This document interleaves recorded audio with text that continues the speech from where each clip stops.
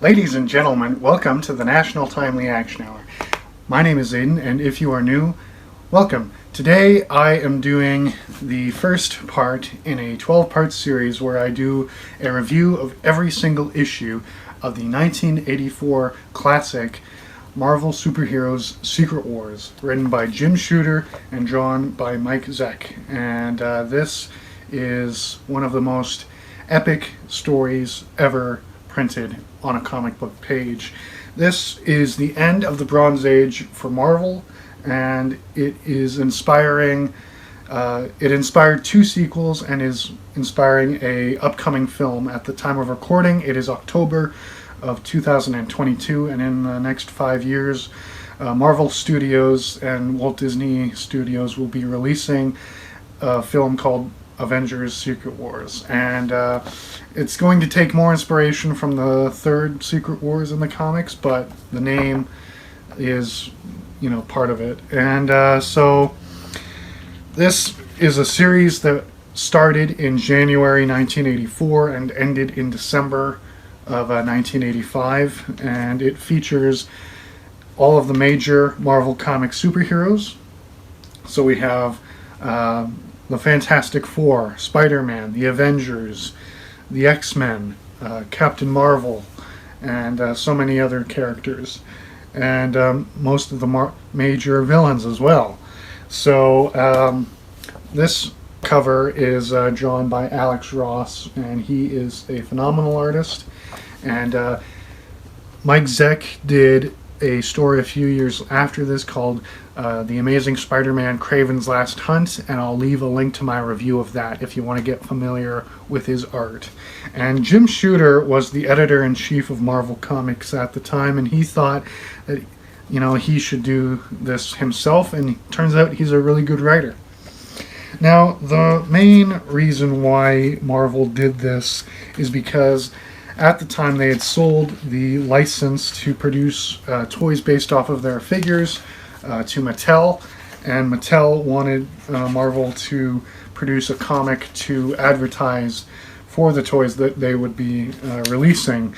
And think of Transformers and He-Man and all that. And Marvel actually did do the Transformers comic book series to advertise for the toys.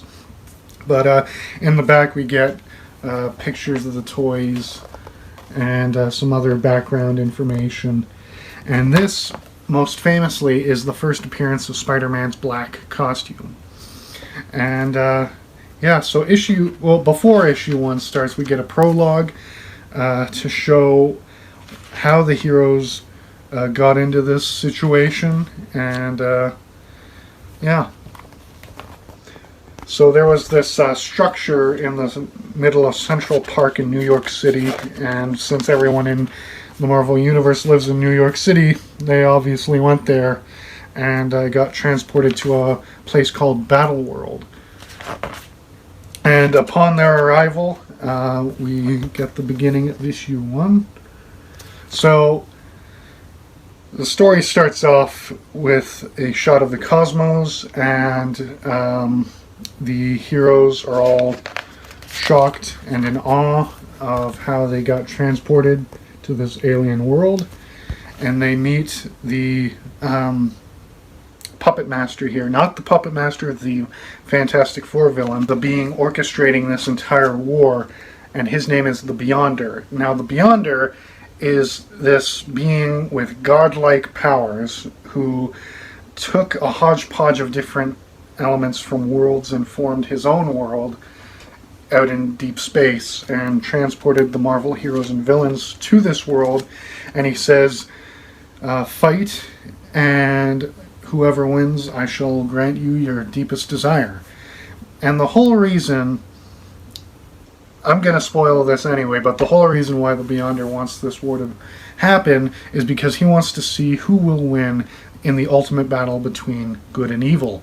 And he takes all of the popular characters and throws them at each other and says, fight.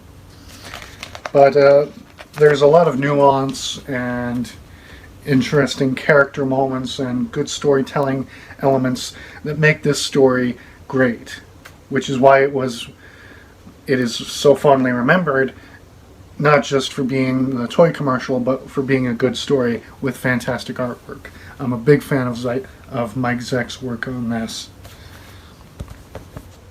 So, issue 1, we see the Wasp, She-Hulk, the second Captain Marvel, Monica Rambeau, Captain America, Thor, Hawkeye, Iron Man, who's Jim Rhodes, the future War Machine because Tony Stark was unavailable, Professor X, Storm, Nightcrawler, Rogue, Cyclops, Wolverine, Colossus, Hulk, Spider-Man, Mr. Fantastic, The Thing, and the Human Torch. The Invisible Woman couldn't come because she was pregnant, and they couldn't have a pregnant woman fighting a war. So, yeah.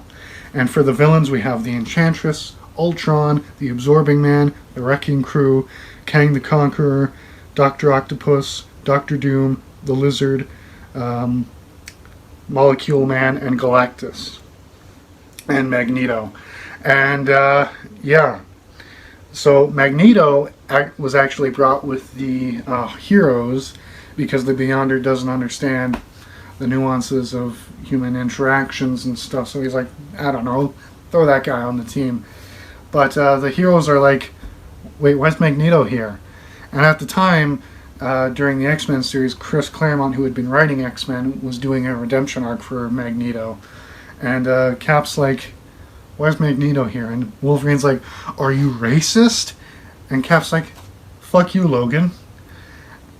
Also, didn't we fight together in World War II? Maybe. I don't know. I can't remember. But, yeah, so the heroes and villains all gather, and everyone's like, what's going on here? And the Beyonder explains the plot to them. And then the Beyonder's like, listen, I'm going to show you my awesome power. And he does. And then the villains automatically attack each other. Ultron is like, I will defeat Galactus and all of you. And Galactus is like, the heck is this shit? Throws Ultron against the wall and he's done. And Dr. Doom is like, yo, Molecule Man, you can manipulate and control molecules. You're pretty powerful. Why don't you come work for me and I'll do it, and I'll give you stuff that you want. He's like, sure. And yeah, so then the heroes are like, okay, we need a plan. And they're like, yeah, but who's going to be the leader? And everyone points to Captain America and he's like, okay. And Galactus is like, I'm a head out. I'm going to eat this planet. And the Beyonder's like, no you won't. Galactus is like, huh? And everyone's like, huh? Because no one can just bitch slap Galactus, but the Beyonder can. And so, you know, the heroes find a base and they set themselves up, and the villains find a base and set themselves up. And they're like, okay, first things first, we gotta rest and gather our senses. And Dr. Doom is like, I gotta go find Galactus and steal his powers. That's the only way I'm gonna rule the world, because that's Dr. Doom's endgame. And then Magneto's like, I'm gonna go over there and find my own base. And he does that. And he's like, and so then the villains attack. And that's the end of issue 1. So, you know, not a lot of setup in this first issue, but it needs to be done because how else are we going to understand the story? But yeah, so I really enjoyed issue 1, and overall it's a fantastic story. And in Spider-Man the Animated Series, they actually did a very cool 3-part episode that loosely adapts Secret Wars. They couldn't get all the characters because of all this shenanigans, but you know, they got the main hitters. But yeah, so we meet the Beyonder, and we see how awesome he is, and we get to see how cool the heroes and villains are, and yeah, and then we get the setup before that, But I definitely recommend this to anyone who is interested in a great story. And this is a very historical moment for Marvel. As I said, it's the end of the Bronze Age. It came out just a year before Crisis on Infinite Earths.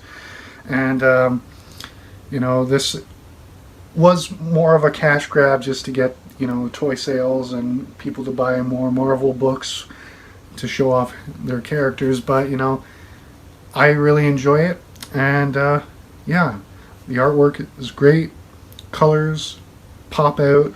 The colors in this are done by Christy Scheel and Nell Yomtov, and the inks are done by John Beatty, Jack Abel, and Mike Esposito. Mike Esposito is a famous Marvel artist.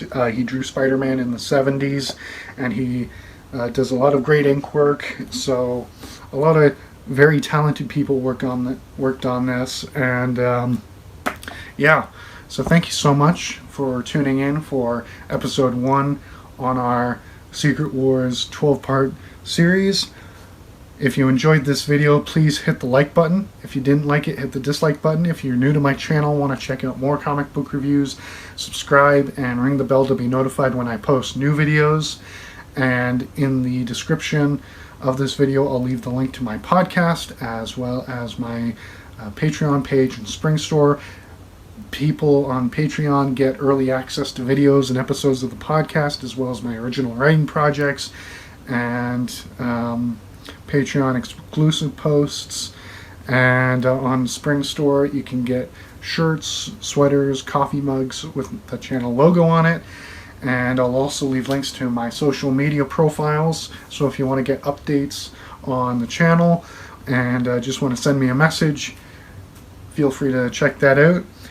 Thank you so much for watching. I sincerely hope you have a wonderful day. I mean that from the bottom of my heart. You guys are all fantastic, spectacular, amazing, mighty, invincible, all of those adjectives.